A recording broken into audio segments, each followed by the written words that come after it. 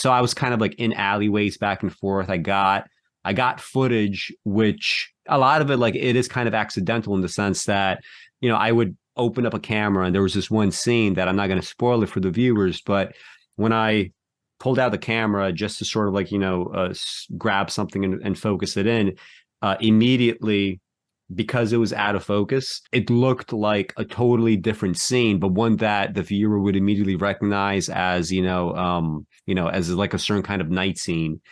And I was like, this will be perfect if I just kind of like focus in very, very, very slowly. And then it's going to be totally different from what the viewer expects this kind of distorted image is. And, there was like all this like nice lighting, right? There's the regular like yellow lights. There was like a bunch of violet light that you don't even see until I pan the camera up very slowly. And that's the thing. It was a perfect, like, because I had to do so many like takes and retakes just because of like the muscle issue of like, all right, slowly put it up. You have to make sure that you don't over focus so that it gets blurry again in the other direction. And it was just like one take and it was just absolutely perfect.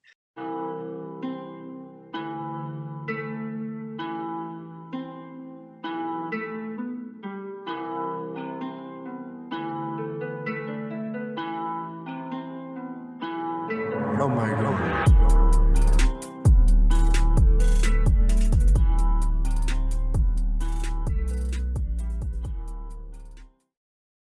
Hi, everyone. Joel Parrish and I are back recently from Minneapolis. We were shooting our first film together. It's going to be called From There to There. Bruce Ario, the Minneapolis poet. We conducted a bunch of interviews with people. We shot a lot of footage of Minneapolis.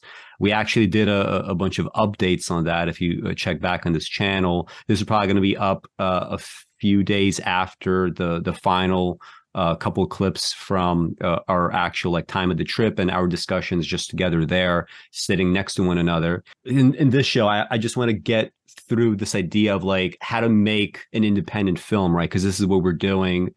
How to do it on a budget, because we're keeping things on a budget. We're going to go through, I guess, some equipment. We're going to go through our style. We're going to go through some of the strategies that we employed, because we spent only about, I'd say like 4 full working days in Minneapolis. And like the whole time there, like it just felt so long because we were doing so much. We might at some point, in fact, like even return to Minneapolis if we want to get more footage. And maybe there's going to be a bit of a less crazy packed trip. But I remember like a couple days into it, you and I were just kind of like sitting back and thinking, damn, do you remember how like it was just like 2 days ago that we were getting footage of the trains and the puddles and those derelict buildings. So it felt like such a long time had passed in between. And we didn't quite talk about the final day that we had, because on the final day, it was so busy that we just didn't get a chance to sit down and shoot, because it was already nighttime and we had, our planes to catch the next morning. And yet we were out until midnight together shooting. And also I was myself up in my room until 3 o'clock in the morning, just getting things together and also getting more footage from outside the Airbnb, which actually might become a critical part of the film unexpectedly. And yet, it's one of those wonderful things that happen in that way. So, let's just talk about that final night, because to me, that was by far the most enjoyable part of the trip. It was really cold outside. It was like maybe 25 degrees. It was very windy because we were by the water. And yet at a certain point, we were like, you know what? We need to get different footage. So for the majority of that time, we just split up different parts of the city.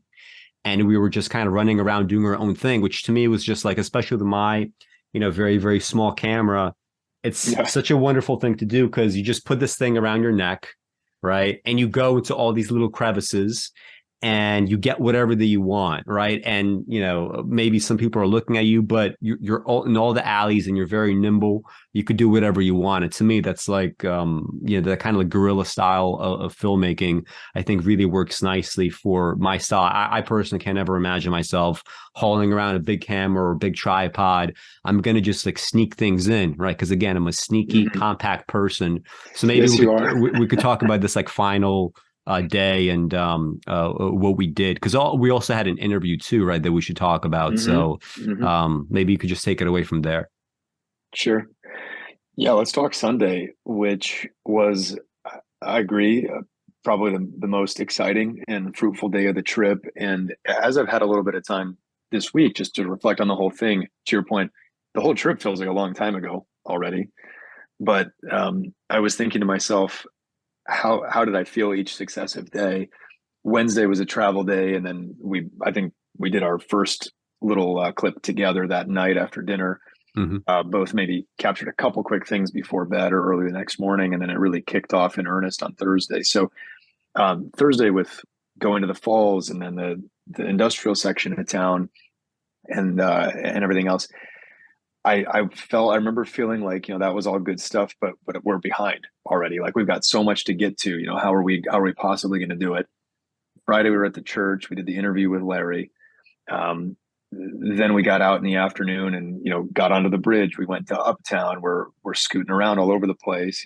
Again, got a lot of stuff. But I remember Saturday feeling, did we get enough? Are we behind? And then Saturday, Sunday was just let's jam. Let's really get after it. So another interview Saturday. Um, Plenty more stuff. Walking around, running around all over the city Saturday. That night we got some nice footage after a sports game with a couple things we had really wanted to capture. And Patrick, who we interviewed, kudos to him for giving us the tip that game was in town, so we could go get into a crowded area because you and I had both commented there's just not enough crowd. We need Yeah, it's for some of very the stuff we odd. want. Yeah, Yeah, Minneapolis for some does of the not have stuff, crowds. it's not a crowded spot. And so we were like, man, we know at some point there have to be crowds. It's a city, but where could that be? So Patrick, thank you for telling us there was a Timberwolves game, and that lent itself to some of the things that I'm sure will appear in the film. And then Sunday, we got up early. I know I had my first real good cup of coffee from Spy House Coffee on the trip Sunday He morning. drinks So shout coffee out at to like Spy 8 House. p.m., 12 p.m. He keeps drinking coffee until before bed. I don't like to Yeah, me personally, when I see stuff like that, I think, okay, there's some sort of adrenal dysfunction, but this guy is not stressed, right? He does not really get stressed. So I don't think that's what's going on. But for whatever reason, caffeine doesn't affect him. yeah. For better or worse, I don't know, but it is. It's my habit. The after dinner cup of coffee at like 7:30 or 8 p.m. But I had basically was just been drinking. I complained about this too. I was just drinking Trader Joe's instant coffee, which Hmm. is not good. But we had more important things to do, obviously. But then I got up early Sunday. I went to Spy House, delicious coffee. Got a bag to bring home. It's really good stuff. So if anyone's in Minneapolis, you're looking for a good cup of coffee, I can recommend Spy House. But that was nice because Sunday really did become a combination for us of divide and conquer Hmm. and also some stuff together. So, even that morning, I went out early, got the coffee, I snagged a few things on that route. We came back, we got ready to go out to some other parts of the city. Do you remember where we went Sunday morning? I've been trying to remember because David's interview wasn't until 1 p.m. Yeah, So we Sunday morning we obviously, went back to Minnehaha Falls, which I got, that's right. I got That's right. my Okay. I got some critical footage for one of the poems that I did not expect to use actually in the film. I got Yeah. some critical footage that's it's gonna be I'm just so excited just thinking about how it's gonna play out in the film.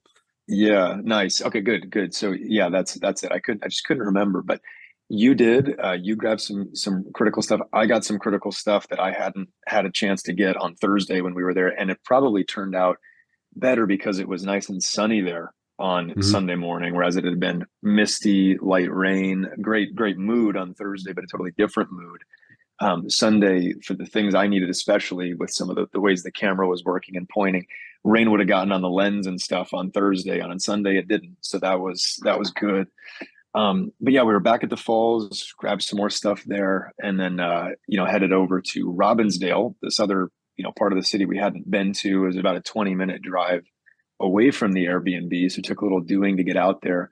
And it seemed like a more working class, probably part of Minneapolis, and still a nice spot. I mean, it had a lot of its own character. But our interview with David Focht, who had been a friend of Bruce's for a very very long time, and had been a partner with him in sobriety over many Hmm. years, and so and had attended Hennepin Ave United Methodist Church with Bruce for a long time. So David was really an interesting character, full of stories about Hmm. his own life, Bruce's life, Minneapolis as a city, and so on. And so he really had some nice things to say, nice quotables in there that I'm sure will make it into the film. His apartment was also really suffused with his character. There were, Hmm. I'll just leave it at that because I don't want to give anything away until people see the film. But there are some nice little things going on, Hmm.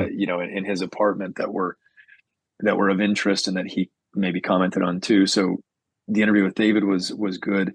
But then honestly, once that wrapped and we Hmm. kind of hightailed it back to the Airbnb and it was like, okay, final Well, crunch time. but we didn't. Then we we had that other little meeting that went nowhere. Like we did a lot right before, even like the nighttime crunch time. But Oh, that's what? true. The Yeah, other, yeah. yeah.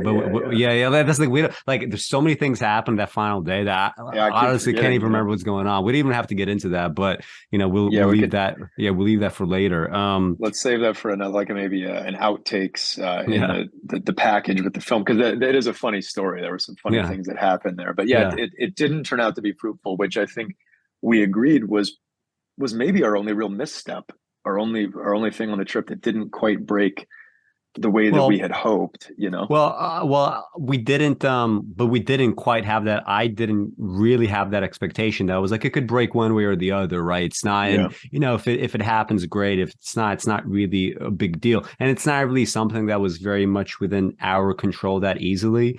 It's just like no, a function of yeah, like travel time when we got there. Like it was just all this kind of stuff. So, it is what it is. Like looking back, I think one of the great things about the trip is I can't really see what I would have changed. And I mean, we're literally like putting in 16-hour days. I mean, yeah, like I need some time to sleep. I need some time to eat. I need some time to stretch. But beyond that, I was straight up just working, right? Even yep, the Airbnb, turning on the camera for most of the days, and most 4 nights of the five, we captured yeah, it, right? So, yeah. yeah, yeah. So, well, yeah, good. I'm glad your memory's serving you better and than mine is on some of this stuff. But yeah, so that turned out to be a swing and a miss, but that's okay.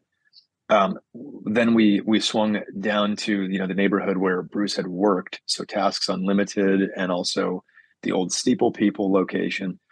Those were just real quick grabs. We weren't Hmm. there for more than 10 to 20 minutes each, probably. And then dusk started setting in, and so we were like, well, there might be one or two more things we need daylight for. Let's go back into the main part of the city. We did that. Couldn't find parking near the library, so we Hmm. bailed on that because I kind of suck at finding a parking spot. I guess in the city, it was a little hard to figure out where we could have even parked. But so by now, dark has set in. So we get back, kind of take a few deep breaths, unpack, eat a snack, and we're like, okay, what does this night look like now? Because it's about 6 or 7 p.m. We still have things on the list that we want to get to, and that's when we decided it's time to split up. We had been most places together, and even when we were at a location together, you'd go off grab what you wanted, I'd go off grab what I wanted, and then we'd sort of reconvene. So there was a lot of the time that was our method of working. But this night, we truly were just like, we didn't. I don't think we even asked each other. We're like, whatever else you have in mind, whatever else I have in mind, let's do it. We got to go get it. And there's no way we can accomplish that if we try to do the same things at the same time. So um, let me stop there and I can come back to maybe some of my experiences that night. Do you want to take it away with what you went and Yeah. did for the next several hours? Yeah, so like we split up. I would say like 6:30 or so was the time when we were like kind of like getting back to the Airbnb, and it was getting dark at this point. And yeah, we decided to split up, and I just grabbed my camera and I was like, you know what? I don't necessarily have like a clear plan of exactly what I want, but I want like cityscapes, right? I want stuff that is Minneapolis. It's stuff that Bruce Area would have seen walking around, things that he Mm-hmm. might have noticed. And I mean, that's what I did. So, and I sort of gravitated to places that remind me a little bit of New York City and some of my favorite neighborhoods, whether it's like the industrial side of Jamaica, Queens, or whether it's the sort of like alleyways you would find in places like Chinatown, Manhattan, or the Chinatown that they have in Flushing, in Queens. So I was kind of like in alleyways back and forth. I got footage, which a lot of it, like it is kind of accidental in the sense that, I would open up a camera and there was this one scene that I'm not going to spoil it for the viewers, but when I pulled out the camera just to sort of like, grab something and focus it in, immediately, because it was out of focus, it looked like a totally different scene, but one that the viewer would immediately recognize as, as like a certain kind of night scene. And I was like, this will be perfect if I just kind of like focus in very, very, very slowly. And then it's going to be totally different from what the viewer expects this kind of distorted image is.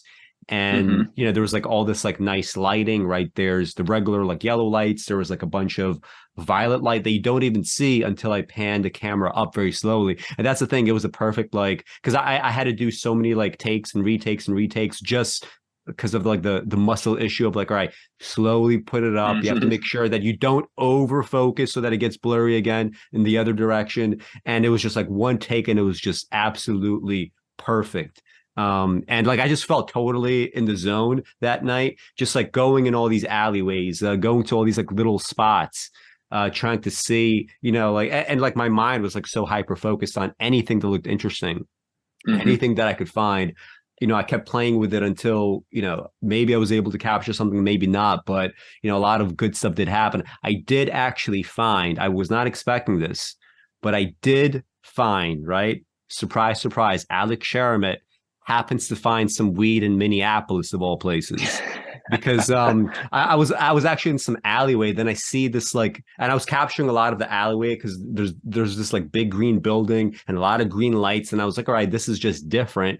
Let me, capture some of the light. Let me just capture some of all. Let me do this. Let me do that. Then I started noticing this like cannabis leaf in one of the buildings, and I was like, I have no idea what this is.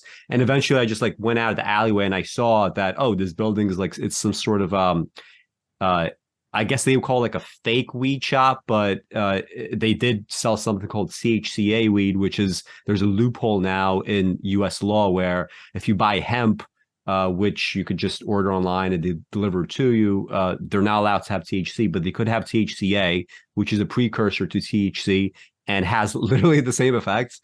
So I got the joint. And then let me tell you, like, I was so hyper focused afterwards. And also, like, the effect that it has on me is I did not feel the cold. I did not feel any tiredness. Hmm. I was literally like, I was going to be up for like the next 6 hours from that point, just outside, just in the pure cold, didn't matter.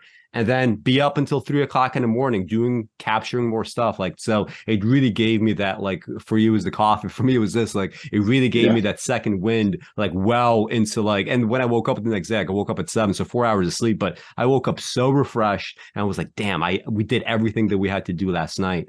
So to me, that was like by far the most enjoyable part of the trip. And if we go back to Minneapolis to get more footage, we need a couple nights just like that, right? Where, we go do our different things, and whatever that we feel that we're best at, we just capture that. We're not going to be each other's baggage. We're just going to do what we do and then get out. But that kind of Yeah. freewheeling thing, like it was very nice, because if your mind really is focused on what looks interesting here, the answer in the cityscape is almost uh not almost everything, but almost everything in any given amount of space, right? In any Hmm. given alleyway, you're going to find something worthy of being photographed, right? It might take a little time to find it, but whatever. So it was a very, very wonderful way to like finish the trip, I think. Yeah.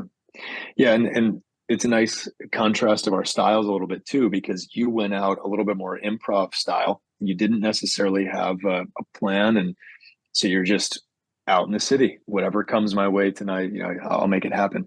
I still had, I had a bit more focus. I still had shots from my shot list, things I had conceived of ahead of time that I knew I wanted to get. And so when we split up and, when I set out by myself that night, I had a little acronym in my head to keep reminding myself, which shots I wanted to make sure to get, and I just went and did those things, right? So I got to a part of the city that we had been through a couple times over the prior days, and I was like, this will work well, whether daytime or nighttime for this particular set of shots I want to get.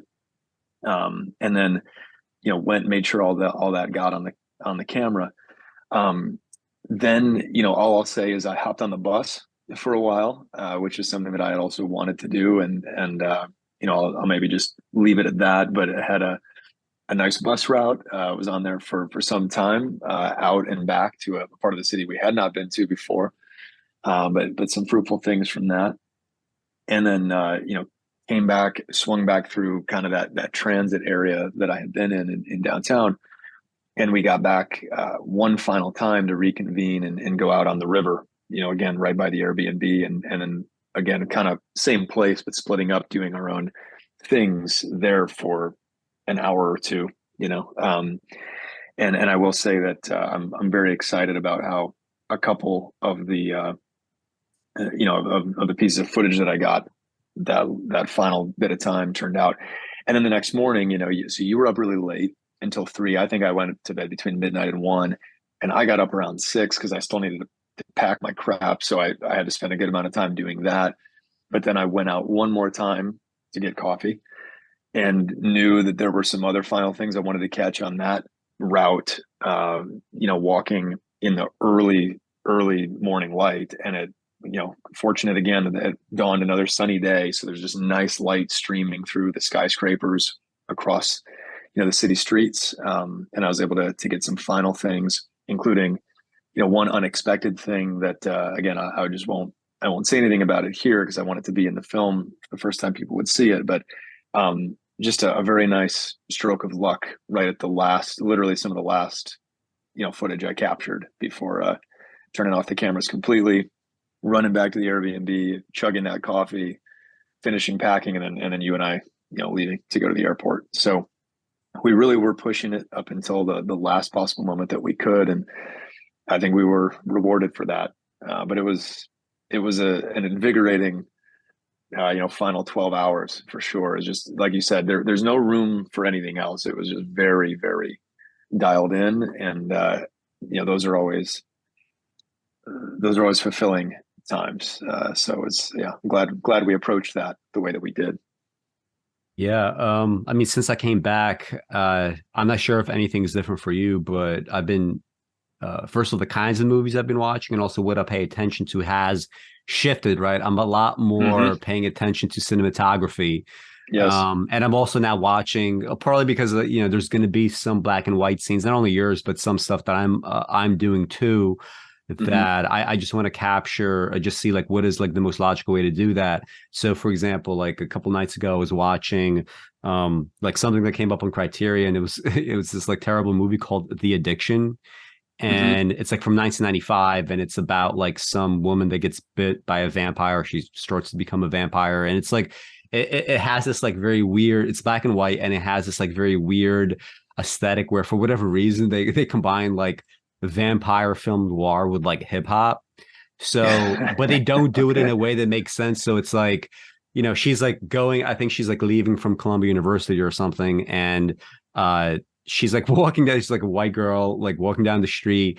And there's like a crowd of black guys. And they're like, hey, baby, you got jungle fever, like very stereotypical shit. And then when she like turns into a vamp, and they're playing hip hop while this is happening, obviously. Then when she turns into a vampire, she like takes one of the black men that she saw before in this crowd. So first of all, it's the black guys all hanging out in the same crowd, the same space again and again, night after night. It's not stuff that would play very well these days. But so she like grabs him by the hand and she like pulls him out, and he's like very happy. He's like, oh yeah, and he's like walking like this, like with her. Like this, like so it's like so like fucking like cringy and stereotypical. Jeez, But there were actually, like, technically speaking, there was some good shots. Like one reminded me immediately of like the last night when I was capturing some stuff like under this metallic stairwell. She was also like under this, because like if you can imagine what a metallic stairwell with like holes looks like. At night, right? If you go down there, there's going to be tons of like all kinds of like shadows there that could potentially be interesting. So there was like framing of that made sense and it was good. But the concept of the film was just like so stupid that it's like like I can imagine somebody like that totally fucking up a documentary like this. But I'm looking at this stuff, I'm paying attention to it. I also saw some other noirs recently, which were just like visually, I guess, a little bit less interesting. But I'm looking at this kind of stuff now. I'm not actually like interested in noir, but I see that I have to gather some ideas for some of this black and white stuff I'm going to do. So Hmm. It's one of those things like in terms of like there is like a research that you do, but I feel like my research into like technical questions, like I didn't spend, that much time necessarily learning about the camera. Cause I mean, I feel like once you learn like some of the basics, there isn't so much more that you could learn, I think, from tutorials. Like a lot of it is just like you have to be out there doing it. Yeah. And like by that final night, I really just kind of like came, I feel like into my own just by that extended amount of practice throughout the week or so. So, but in terms of like the research that you do after the fact and editing, like you're going to be watching movies, you're going to be gathering ideas, even like little things right now. Like I rewatched Mr. Untouchable, which is it's a great documentary about Hmm. the Nicky Barnes gangster from Harlem in the 70s who sold heroin. And I was only watching that simply because it's like, all right, I want to see how they do text on the screen where it's like, when you Yeah. introduce somebody to be interviewed or like credits. And one thing I noticed right away is like maybe you wouldn't have noticed it in 2006, I believe, or 2007 when the film came out, but it looks so dated, right? It's made to look kind of like street and metallic and stuff, but it looks very, very dated now. Hmm. And when I was doing like the opening credits for our film, I was thinking like, damn, like some of this text looks a little bit iMovie ish. But then when I looked at that, it's like, wow, like, but this shit has totally dated, despite the fact that it's still a great film. Still, Yeah. like, you have to be conscious of the fact that some of these decisions that you do, if they're like very much like within a kind of aesthetic that's in vogue, like keep in mind that that's going to become dated pretty quickly if you're not careful.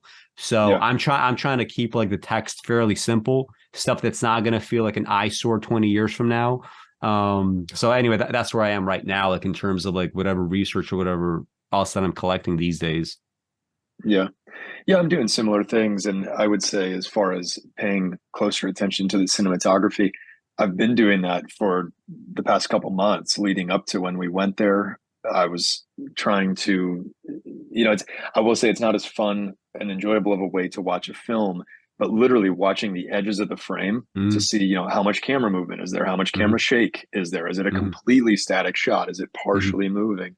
Mm-hmm. What's the framing? Is it up and away? Is it Mm-hmm. down and turning it? All these kind of things that you realize are at play Mm-hmm. in the cinematographer and director of photography's playbook when making a film. And obviously, for the most part, we're talking about feature films here. You and I Mm-hmm. are on this guerrilla style run and gun documentary, which it's a little bit more free form. It's kind of nice because you're going to be given more leeway and there's kind of more expectation of leeway. I mean, we're just out on the streets grabbing, you know, slice of life stuff. I mean, it's not going to have the sheen and the polish, obviously, of something of direct to Netflix these days or whatever, right? Nor should it.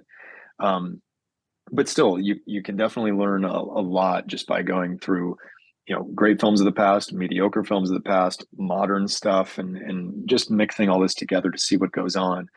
Um, but yeah, definitely now that we've collected the vast majority of what we're going to be using, whenever I'm watching something, there is again now a fresh set of lenses over the eyes, right? Just to say, okay, so now I have as a reference point the footage that I took that I've reviewed, and if I'm looking at something like Mr. Untouchable or Man on Wire or whatever you pick it, some good documentary.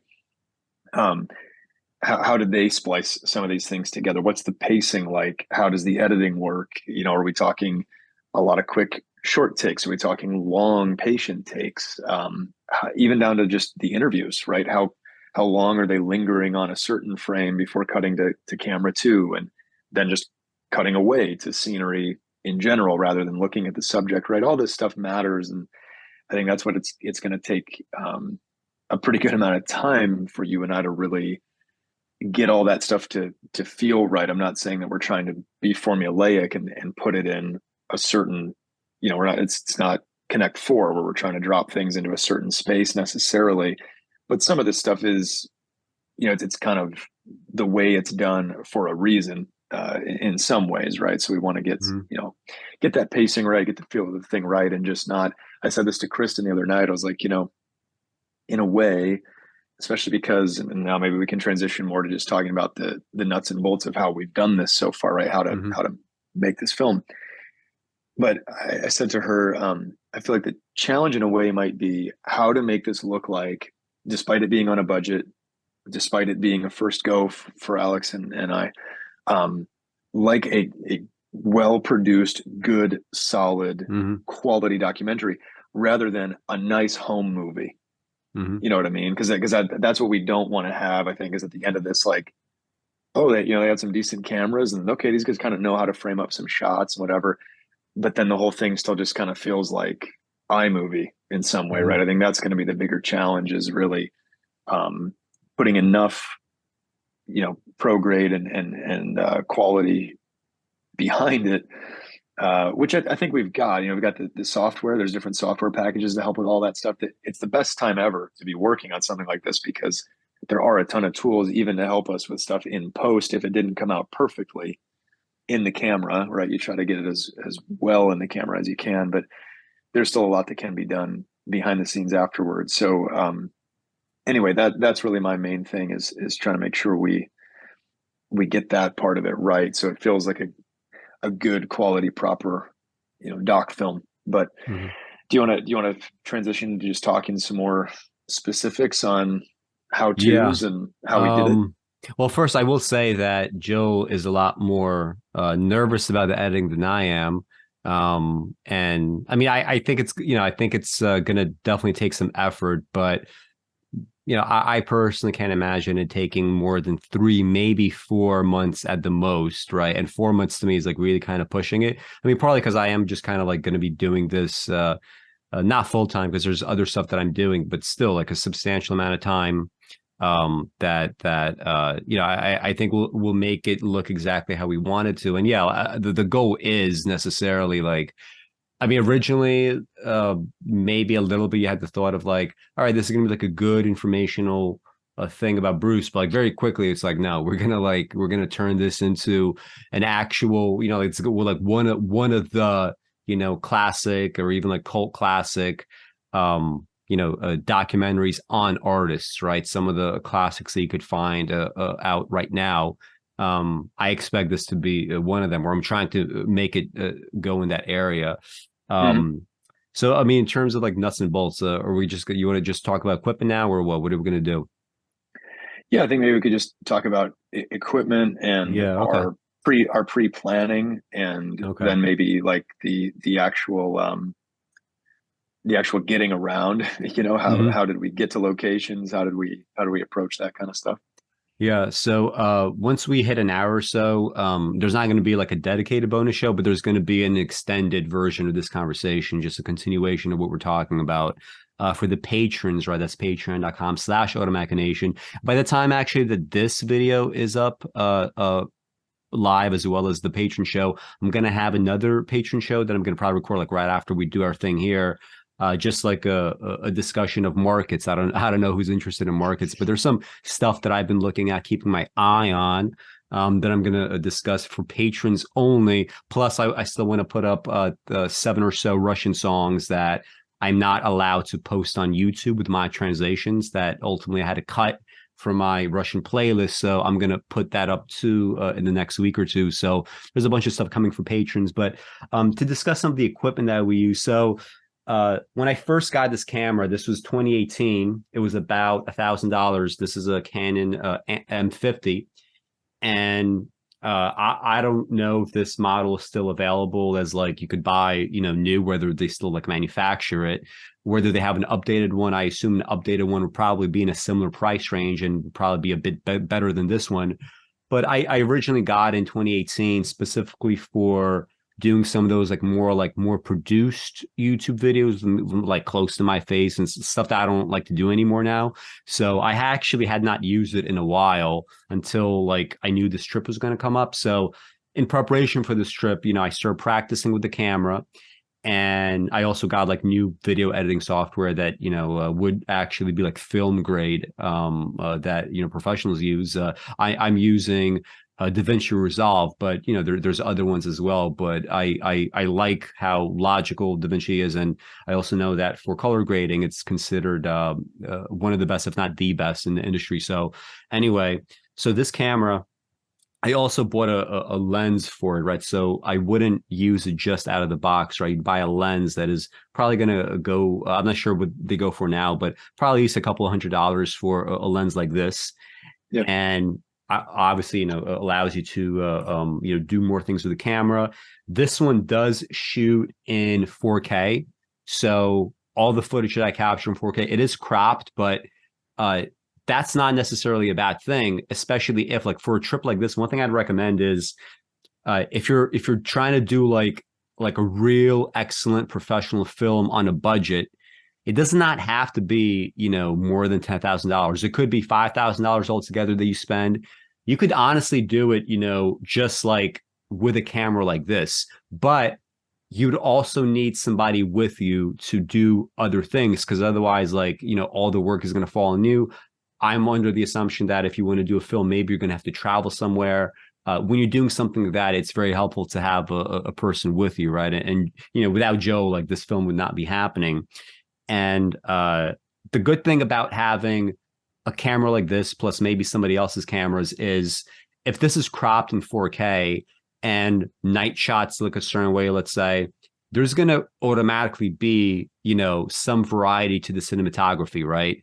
Hmm. That is going to be very useful, just kind of like native to like, what this camera is and what it looks like. One thing that I didn't quite expect until I looked at some of the night footage when I came home is uh, if not like streaming it, but really just kind of like the raw file. When you look at the raw file, there's so much like beautiful nighttime graininess that you wouldn't necessarily see in like, just kind of like, viewing it, I guess, in the camera itself. That I'm Hmm. not sure if like your camera necessarily did that or if you avoided it or if you emphasized it in some way. But for me, many of the night scenes look like that, and it creates both continuity as well as like like this is like Alex Sheremet's mark in the film, right? This is what some of the night stuff is going to look like. So, and Yeah. by itself, just having two people, you're going to have this variety. But again, camera like this, let's say $1,000, a few $100 more for a lens. I had to buy this recently, so this is a 4 TBs on actually installed on the motherboard, right? It's not one of those like dedicated SSDs like you would put on the outside in the tower, but I'm doing this on the motherboard. This was under $200, but like you would need about this much amount of storage because if you're going to be doing the film editing afterwards and you shot everything 4K, like to get all those files, like we're talking about, 2 to 3 TBs, and most computers don't have that. It's too Hmm. annoying to have that. Obviously people have external drives, but you're not going to be moving back and forth, right? And eventually, like your editing software is not going to be able to, it's going to say like missing files, like if you end up moving them around. So you need a dedicated system for something like this, especially if you're going to go with like these extremely high resolution images, which are like 10 megabytes each or whatever. Imagine X number of them, 4K footage for the interviews. uh this is what we did. So this is a dedicated lav, right? This is from Hmm. Audio-Technica. This is AT8531. And this was about maybe 200 or so dollars. Like, don't get like if you're going to be doing a documentary type thing, which for your first film, maybe it is the best thing to do because it seems like it's like easier to have like a skeletal structure as well as like get footage that, interviews or whatever might be. But you need a dedicated lav mic. Don't get one of those like $50 lav mics that, it's if I do this with Keith or Witter walking around, like it's fine for a YouTube video, but it's not fine for a film. So dedicate a lav mic about $200. You would need, as you can see, right, there's an XLR connection. So you would Hmm. need something like this Zoom Podtrak. This is the P4, perfectly fine for our purposes. I had a regular um, uh, I had a regular mic plugged into this one, right? That I was asking interviewers questions. Not to say that I'm necessarily even going to appear in the film itself, but like if there's going to be outtakes or commentary, or like if I want to upload the full interview somewhere, I'm going to sound good. The interviewee is going to sound good, but you do need something with XLR connections if you're going to do that lav mic, and you're going to need XLR connections anyway for professional grade audio, right? There's no way to avoid Yeah. that. This thing is like it's under $200, so it's not a huge deal. My mics, the favorite mic that I've ever used, right? I still say it, AT a 2005, which is Audio-Technica. They go now for like $50 each. You put on do I have it here? I don't have it here, but anyway, you put on one of those windscreens and it just sounds fantastic, especially if you do, well, you're going to need to do some Audacity or whatever after the fact, right? You're going to do audio processing on your own. It's not going to be raw audio. So, but that's free software. It's not a big deal. And yeah, like in terms of equipment, like on my end, that was primarily it, right? Obviously, the external hard drives that I would bring, a laptop that I brought, because before I left, I was like, right, I'm going to put this on 2 external hard drives as well as my laptop. So if something goes haywire or if 2 things go haywire, I still have 1 left, which in fact was what happened recently. One of my external drives, not my laptop, but my main computer does not quite read it. So if there was like a deeper issue going on, that could have just, been like done with. So you need to like avoid those externalities, obviously. But anyway, that's my commentary on but you could do a film literally just with this camera. I think you can. Sure. The way that I was doing it, what I was able to capture, the ideas that I had, if I really spent time doing it, and I could do it. It does not have to be $100,000 affair, right? You could literally, especially if you're not traveling, you could easily keep a film like this under $5,000. Mm-hmm. Oh, for sure. So, I mean, even just if you have a fairly new iPhone, it's going to take really high quality footage. You can get little handheld gimbals for your iPhone that'll stabilize it if you want some stable footage versus just carrying it with your hands. I've seen all kinds of interesting things done, just with an iPhone or certainly a little handy camera like that. Absolutely, it can work. It's important, I should say, to set an expectation then that it's not going to look like a Hollywood film, right? And that's okay, and it's probably a good thing in a lot of ways. But and look at Criterion. They have so many films that are like supposed to be like totally anti-Hollywood. They look a certain way. Like you could literally like that. That's where it really would come in. Sure. Yeah, and so trying to find your own aesthetic to a certain extent and just use the right tool for the job or what you can afford, I think is great. I said this to you a couple months ago when I was first really building out my package of stuff to bring, which I'll grab a few things here in a minute. And I've known this for a long time because even just shooting stills on film cameras, it's not nearly as obnoxious, I wouldn't say, as with digital stuff and cinema stuff.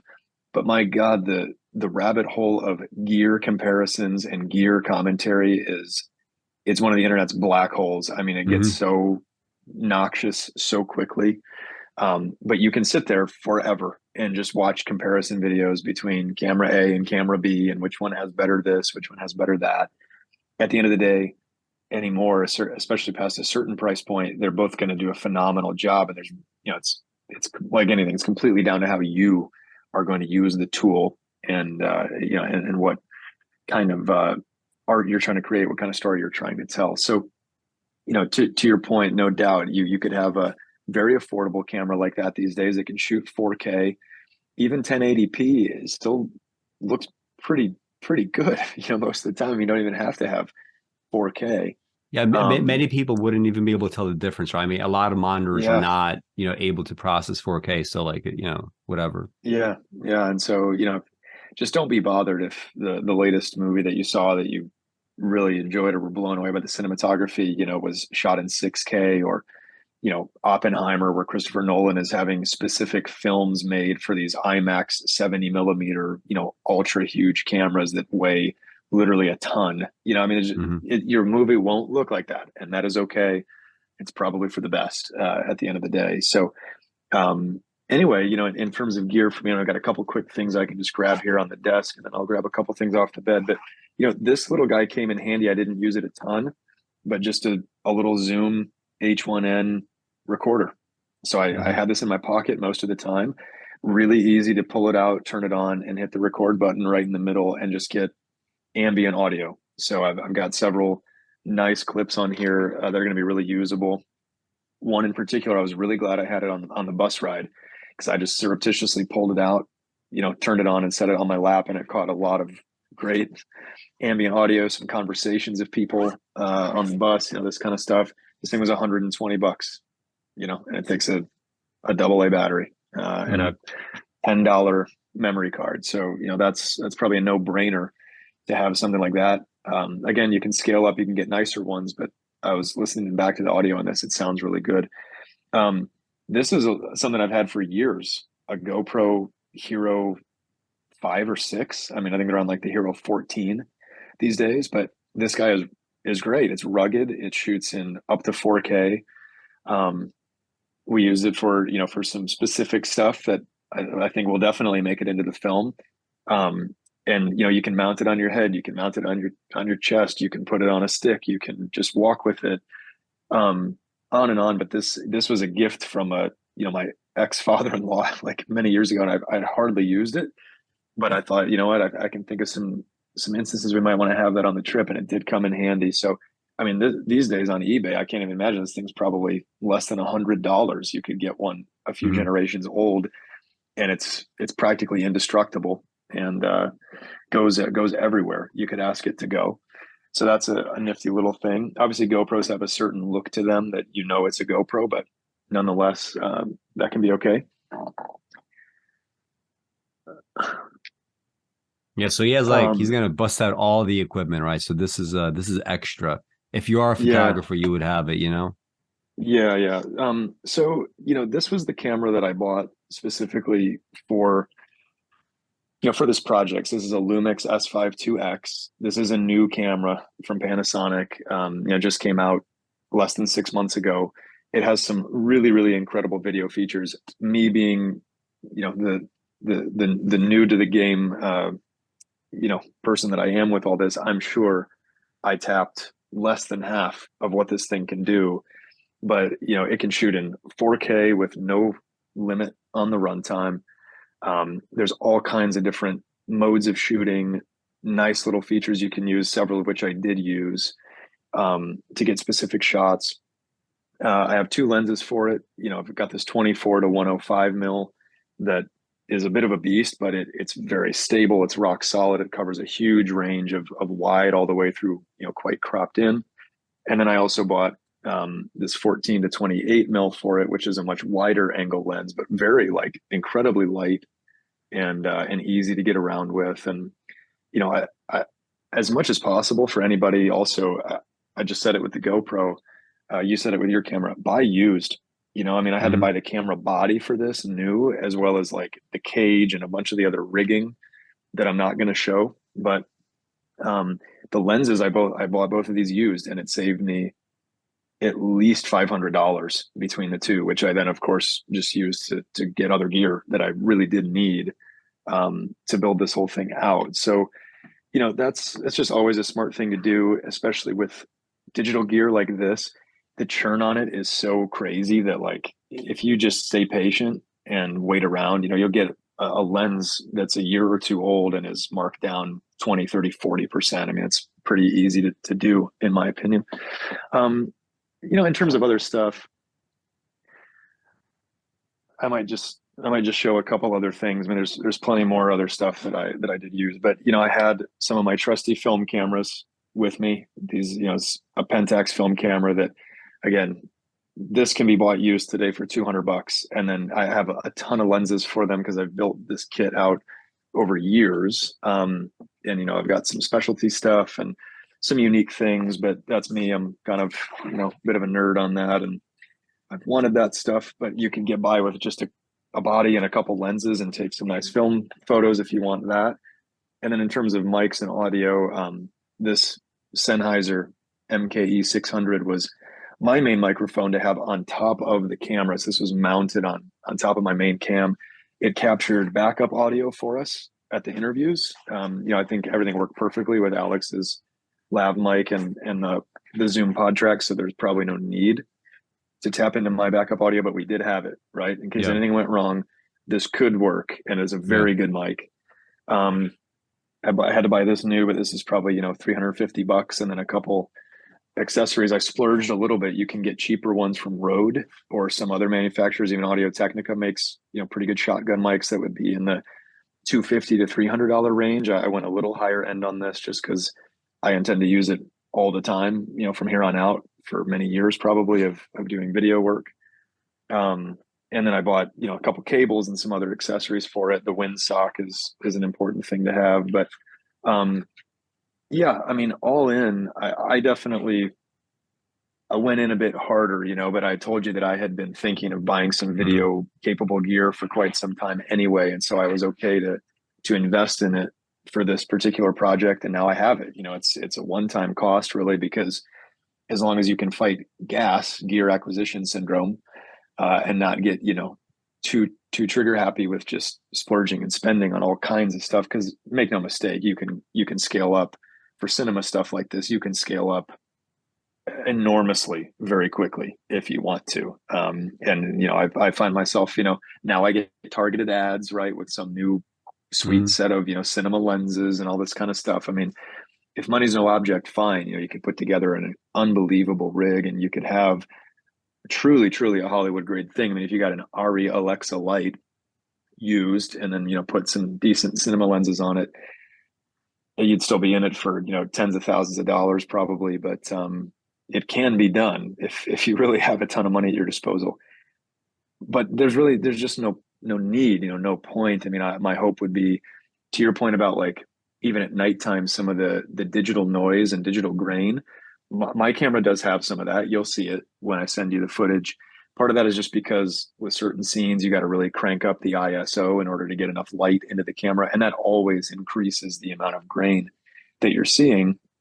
But that's okay. It's part of the deal. It's okay. And again, unless you're on some, high end, studio type setting or otherwise with really elite level gear, I mean, you're going to have some of that in your film, and it's really fine. It's not a big deal. So yeah, for the most part, all the video for me was captured on this, with some contributions from the GoPro and one or two other little cheap cameras.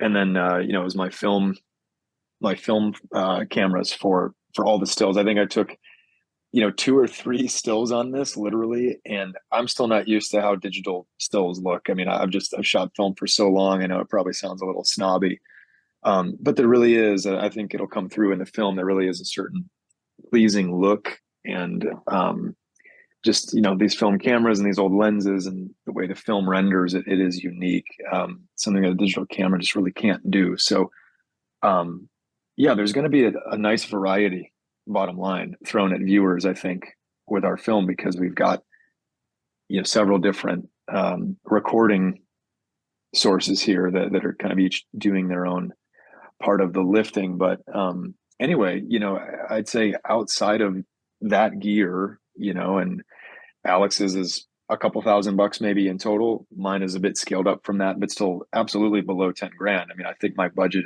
at the end of the day was 6 to 7K for all that stuff. And that's with taxes and shipping and on and on. I mean, I tried to keep it as reasonable as I possibly could to have a modern, capable tool that could do the job, and that I just wasn't going to have any, I wasn't going to be second guessing it at all. I knew it would do what I asked it to do. But man, I mean, that's still pretty darn good. And then we really just had our travel and lodging costs, which, we also kept reasonable. Obviously we're splitting that between us and whatever, but, do you want to talk for a bit about like the pre-planning and just kind of what we swapped back and forth before going there and how that played versus improving things? Well, I mean, first, prior to even swapping any of that, I was just like practicing with some of the video editing software. That was like, all right, if I'm going to be doing a movie, I need to upgrade, so I got to get familiar with this before I even go on the trip, right? I need to sort of see what's available, what I could do, and just like be more comfortable so I could go straight, into editing when I get back. And that's one part of it, right? And we're talking about maybe a few $100s or whatever for a license like that, lifetime license. So it's useful. And the back and forth was like, right, so first of all, like you're gonna have to think about skeletally, right? So what is this gonna be? Like if this is gonna be your first movie, my recommendation is to do something documentary like, simply because if you have the content already there, if you have the skeletal structure already there. It makes it a lot easier to just sort of think about, what are we going to do? What kind of script ultimately would it look like? What is the majority of the footage going to be? What is like a chunk of the footage going to be? Like a lot of that gets a little bit predetermined for you. And your creative input is to like work around those edges and to like really kind of like fill it out and to make it coherent in some way. So, I mean, like we have the City Boy novel by Bruce Ario, since it's about his writing life primarily, also his selected poems. So the first thing was like, we're going to have to go through these books and just pluck out whatever that we think that we're going to use in terms of excerpts for voiceovers or things that would cohere nicely with some of the imagery or things that would be very unconventional with the imagery that we might capture of Minneapolis. So you're thinking, you're pre-planning all of that. I didn't have the 20 or so pages of shots that Jill had when he sent me. I was pretty surprised to get that. But we both like to like really overplan on things.